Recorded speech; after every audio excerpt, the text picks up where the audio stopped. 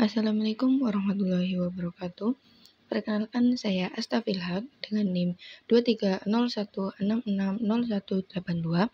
mahasiswa PPG Prajabatan gelombang 2 tahun 2023. Pada kesempatan kali ini saya akan menjelaskan mengenai keterkaitan antara pendekatan TARL atau Teaching at the Right Level dengan teori karakteristik peserta didik untuk tugas koneksi antar materi topik 3 mata kuliah prinsip pengajaran dan asesmen 1. Sebelum saya menjelaskan mengenai koneksi antara pendekatan TRL dan teori karakteristik peserta didik, saya akan sedikit menjelaskan mengenai pengertian dari pendekatan TRL dan pengertian dari teori karakteristik peserta didik yang saya telah dapatkan pada mata kuliah pemahaman tentang peserta didik dan pembelajarannya. Jadi, pendekatan TRL adalah strategi pendidikan yang bertujuan untuk meningkatkan kualitas pembelajaran dengan menyesuaikan pengajaran secara individu dengan tingkat pemahaman mereka. Sedangkan teori karakteristik peserta didik mengacu pada pemahaman tentang berbagai faktor yang mempengaruhi pembelajaran dan pengembangan siswa. Dalam hal ini sesuai dengan gaya belajar, minat, dan kemampuan kognitif dari peserta didik tersebut. Untuk koneksi antara pendekatan TRL dan teori karakteristik peserta didik dapat dilihat dari yang pertama itu penyesuaian pengajaran.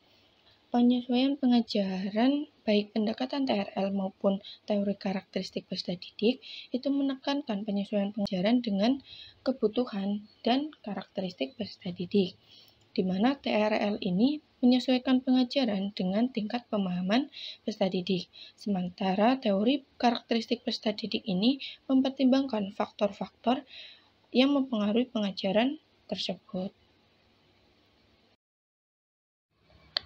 Untuk yang kedua adalah fokus terhadap kemajuan belajar. Baik TRL maupun teori karakteristik peserta didik itu menekankan pentingnya memperhatikan kemajuan peserta didik secara individu.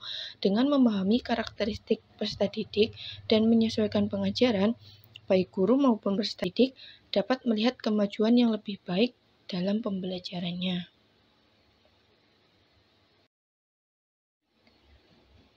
Untuk koneksi yang ketiga dapat dilihat dari pemahaman individual dari peserta didiknya. Keduanya itu mengakui keunikan setiap peserta didik dan pentingnya memahami karakteristik mereka secara individual. TRL melibatkan penilaian individual untuk menentukan tingkat pembelajaran yang sesuai dengan kemampuan peserta didik. Sedangkan teori karakteristik peserta didik membantu guru untuk memahami preferensi belajar, minat, dan kemampuan kognitif peserta didiknya. Untuk koneksi yang keempat dapat dilihat dari integrasi komprehensif. Kombinasi pendekatan TRL dengan mempertimbangkan teori karakteristik peserta didik dapat menciptakan lingkungan pembelajaran yang lebih inklusif dan efektif.